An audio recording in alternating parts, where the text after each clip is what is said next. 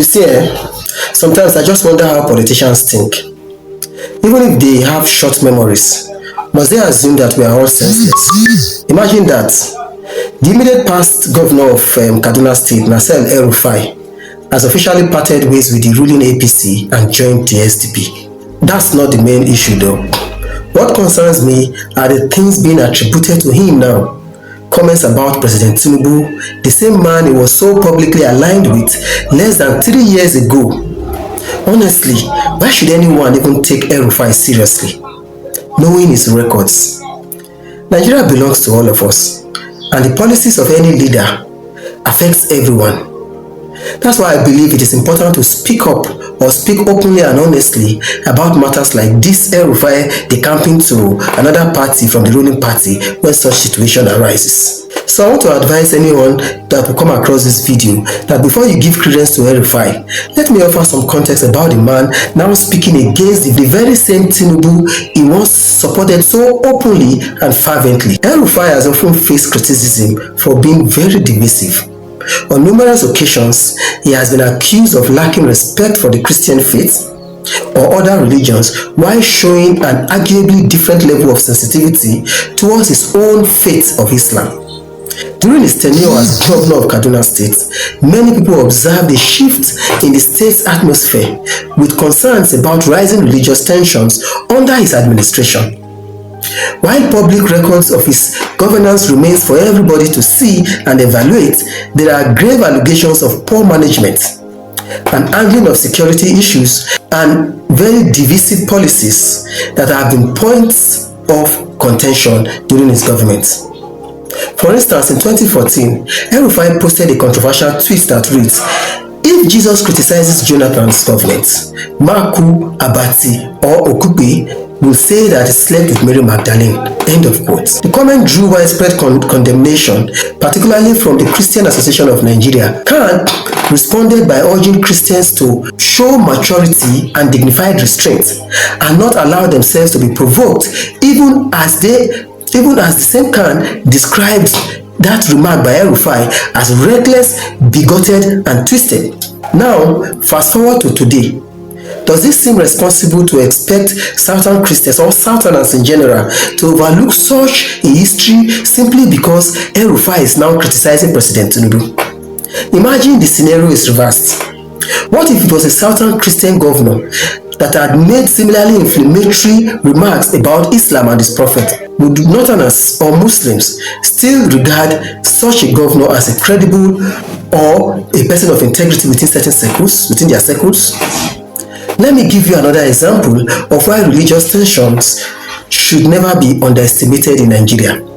In 2001, Nigeria's Agbani Darego made history by winning the Miss World contest, leading the organizers to plan the 2002 event in Nigeria.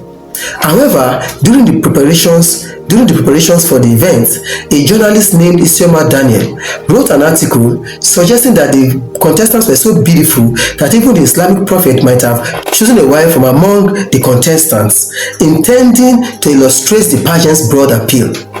Unfortunately, the comments led to violent riots in Kaduna, resulting in the tragic loss of over 200 lives.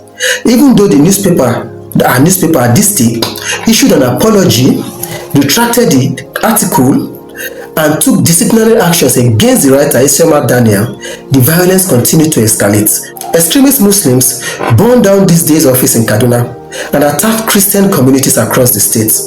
Tragically, 2 Muslim students were killed in a case of mistaken identity during the attacks simply because they were wearing t-shirts instead of the traditional Muslim attire of Babariga. And these victims were shouting at the top of their voices that we are not Christians, but the attackers ignored them and killed them all the same. This kind of history reminds us how critical it is to avoid rhetorics that stokes division. Leaders, past or present, should be mindful of their words and actions, recognizing the potential for lasting consequences on the country or on our people. Isioma Daniel fled to neighboring Benin Republic. Despite our ordeal, some Islamic clerics from Zamfara State and across northern Nigeria reportedly issued a fatwa against Isioma Daniel, claiming that she had insulted the Prophet of Islam.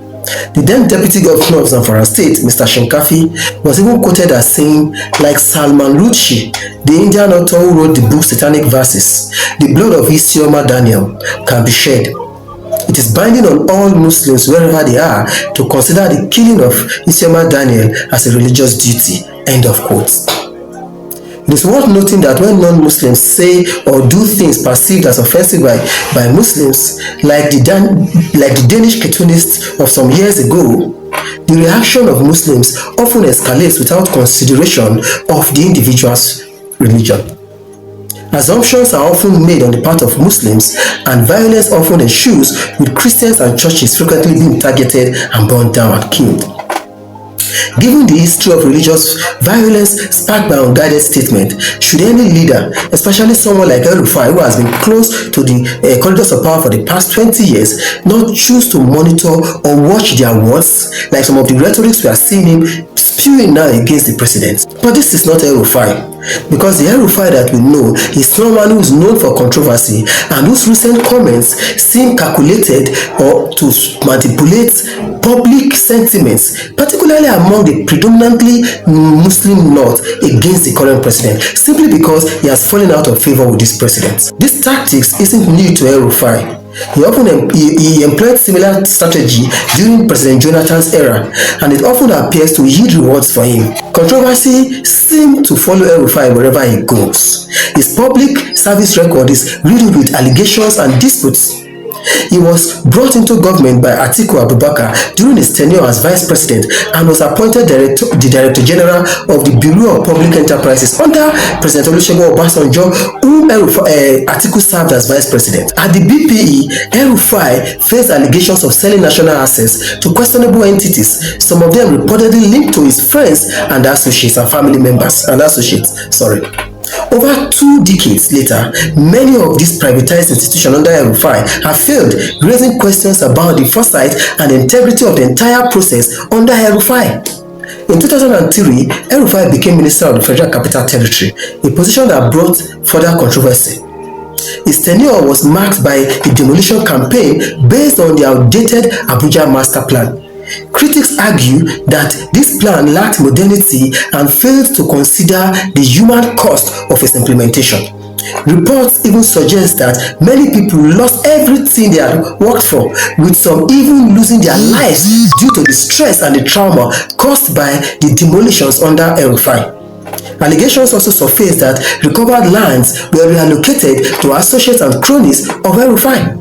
When confronted by victims at the Nigerian Senate, El-Rufai reportedly showed no single remorse, telling them to wait for their turn to allocate the lands to their enemies instead of their friends. One tragic story that came to light involves the owner of one Bolingo hotels in Abuja, who, while seeking help with whoever can introduce him to El-Rufai or those in corridor of powers in order to save his investment, died in a plane crash while moving from one place to another to reach El-Rufai. Imagine the pains that El-Rufai has caused so many countries, so many families across the country. And despite all this pain that he has caused so many people throughout his time in public service, it is now this same El-Rufai that is now claiming to be sensitive to the suffering of Nigerians under President Buhari, to the extent that he wants to decamp from the ruling party to SDP. In late 2005, an incident was said to have happened at the IBB Golf Club in Abuja, something that highlighted or further highlighted El-Rufai's temperament. When the wife of a patron suggested his policies needed a human face, El-Rufai was reportedly to have reacted so harshly, leading to the suspension of the woman's husband from the club. This incident paints a picture of a leader who is often described as intolerant, unyielding, unforgiving, and so harsh to criticism. After the emergence of Umaru Musa Yar'Adua as president in 2007, El-Rufai went into a self-imposed exile, avoiding accountability for his tenure as the SCT minister. As Yar'Adua's health declined, El-Rufai attempted to position himself as a strategist for then-President Jonathan, hoping for the vice presidential slot or nomination. When this maneuvering failed, El-Rufai turned against Jonathan's administration, contributing to the eventual downfall of Jonathan in 2015 by spewing so many rhetorics and denigrating or rubbing the man's name in the mud. Under President Buhari, El-Rufai became governor of Kaduna State, where his tenure was marked by further controversies, corruption, and a lot of unsolved terrorist killings and alleged disappearances of even critics who have disappeared till today without trace. And El-Rufai arrested so many people and locked so many critics up. If you voice against El-Rufai, even in your bedroom, El-Rufai gets to know the person is taken to jail. El-Rufai is even on record to have said that he has once paid terrorists in order to dissuade them from terrorizing the people, and analysts have argued that this is actually paying them for their evil acts. While the Tinubu-led government has its own flaws, El-Rufai is arguably one of the least qualified to critique it. His records include policies perceived as anti-masses, intolerant of dissent, and actions that exacerbate tensions in southern Kaduna, leading to so many killings. Allegations of promoting violence, deposing traditional leaders, and marginalizing community further tarnishes El-Rufai's legacy, if he has any legacy or integrity at all. No right-thinking Nigerian should wish for someone like El-Rufai to return to power or anywhere near the corridors of power. While I do not necessarily like President Tinubu's government, but I still believe this current president is far better, 100 million times better than 1 million El-Rufai, who has constantly weaponized poverty and religion for political gains.